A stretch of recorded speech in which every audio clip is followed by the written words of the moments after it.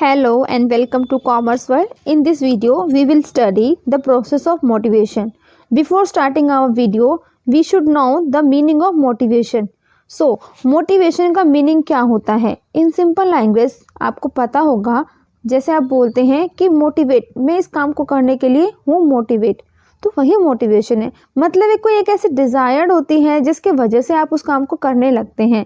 इस मोटिवेशन के मीनिंग को हम इसकी डेफिनेशन से इजीली समझ सकते हैं। तो चलिए इसकी डेफिनेशन को एक बार गो थ्रू कर लेते हैं। Motivation is a complex force starting with keeping a person at work in an organisation. ठीक है, motivation is something which moves the person to action and continue him to work continue him in the course of action already initiated। मतलब एक motivation एक force होती है जो हमें उकसाती है, हमें स्टिमुलेट करती है कि हम एक पर्टिकुलर काम को एक्शन को करें। ठीक है, तो मोटिवेशन बेसिकली क्या होता है? मोटिवेशन बेसिकली एक साइकोलॉजिकल और एक फिजियोलॉजिकल नीड होती है, एक डेफिशिएंसी होती है जो कि हमें ट्रिगर करती है कि हम उस काम को अच्छे से करें। ठीक है, तो ये मीनिंग था हमारा मोटिवेशन का।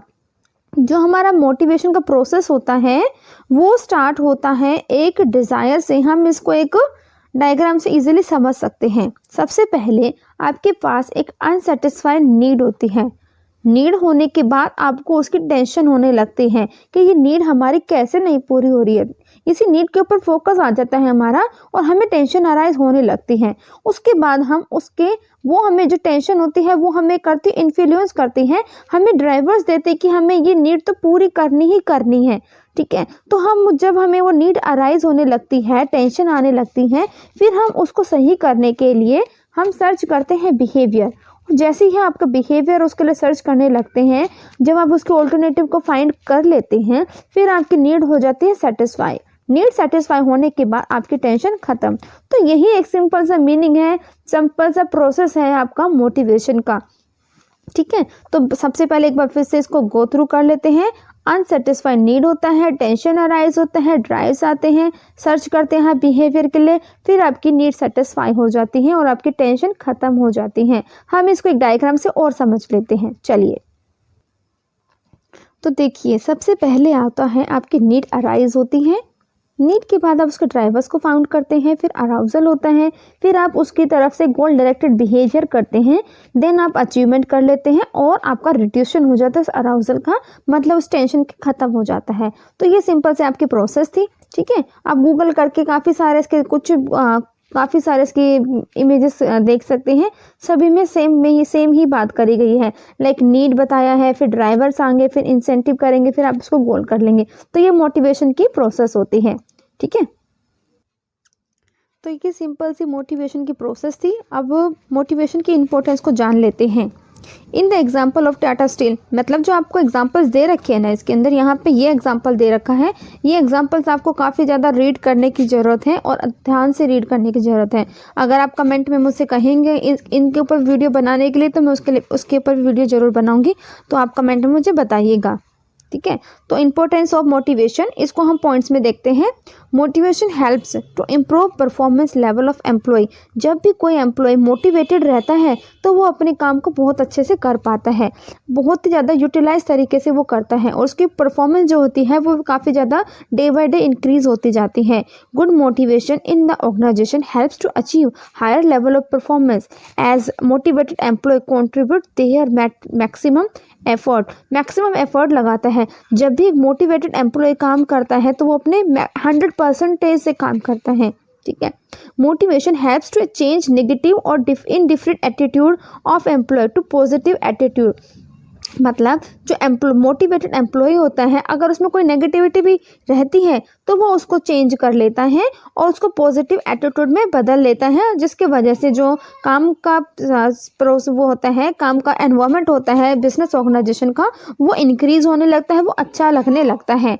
नेक्स्ट है अपना, motivation helps to reduce employ turnover and thereby save the cost of new recruitment process and training. मतलब जब भी मोटिवेशन अच्छे से अच्छा आप करते हैं मोटिवेट एम्प्लॉय का, तो वो आपके ऑर्गेनाइजेशन को छोड़ के जाएगा नहीं। जब छोड़ के जाएगा ही नहीं तो आपको न्यू रिक्रूटमेंट करनी नहीं पड़ेगी, जिससे आपकी कॉस्ट बच जाएगी, है ना।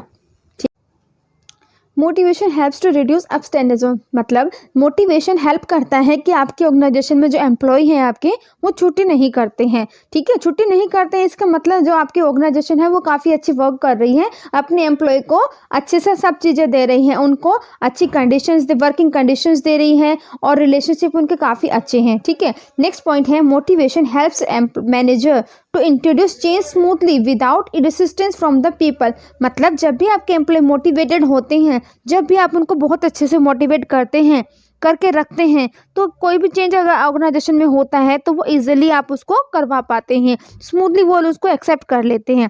ठीक है, तो ये कुछ इसकी इम्पोर्टेंस थी।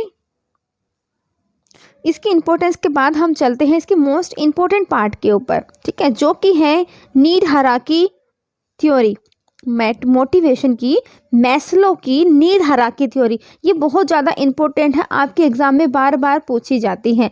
तो चलिए इसको स्टार्ट करते हैं, और ये थ्योरी जो है ना बहुत ज़्यादा आसान है। ठीक है, चलिए इसको स्टार्ट करते हैं।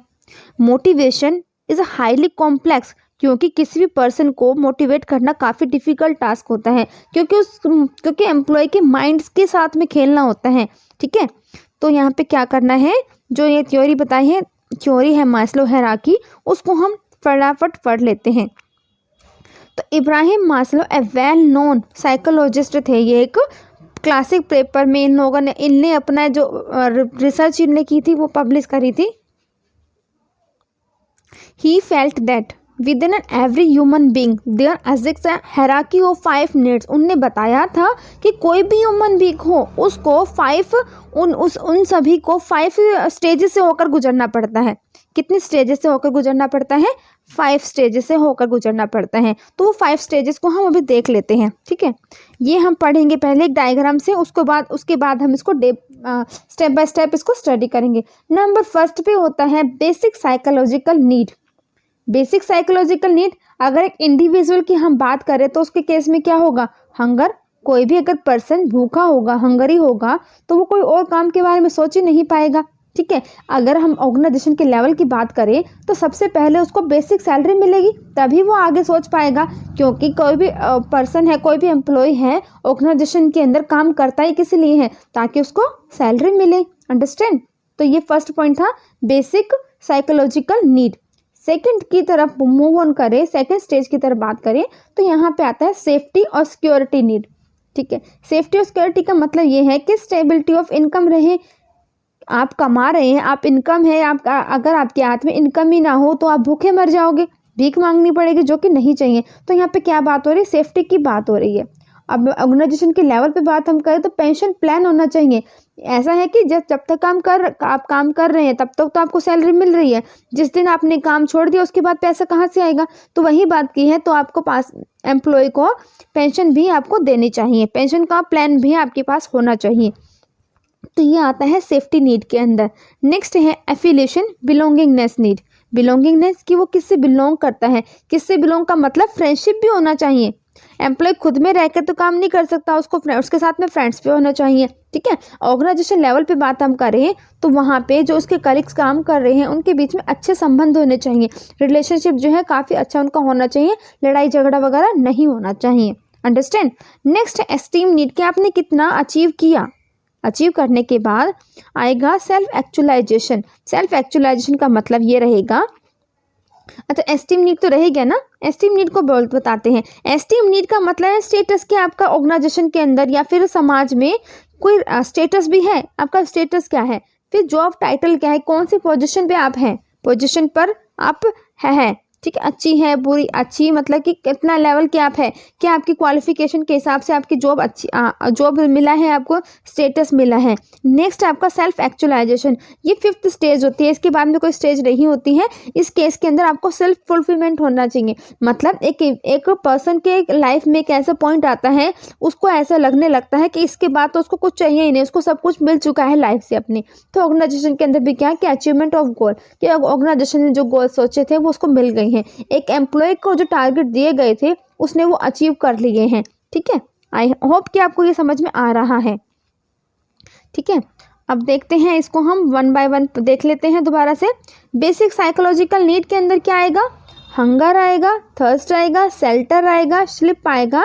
ठीक है, ये सब उसके एग्जाम्पल है कि इसके अगर ये सब पूरे ना हो तो वो इसके आगे बढ़ ही नहीं सकता है। अंडरस्टैंड। और जब ये इसके पॉइंट पूरे हो जाते हैं उसके बाद ही वो सेकंड पॉइंट पर आता है। सेकंड पॉइंट में है इमोशनली उसको स्टेबिलिटी मिले, स्टेबिलिटी ऑफ इनकम रहे, पेंशन प्लान अच्छे से उसके हो पाए। अंडरस्टैंड। नेक्स्ट है बिलोंगिंगनेस, अफिलिएशन, के वो दूसरों के साथ में सही से काम कर पा रहा है। लाइक वो जो इसके एम्प्लॉय काम कर रहे हैं, उसके जो को वर्कर हैं वो भी उसको अच्छे से उनके साथ में सही उसका रिलेशनशिप है।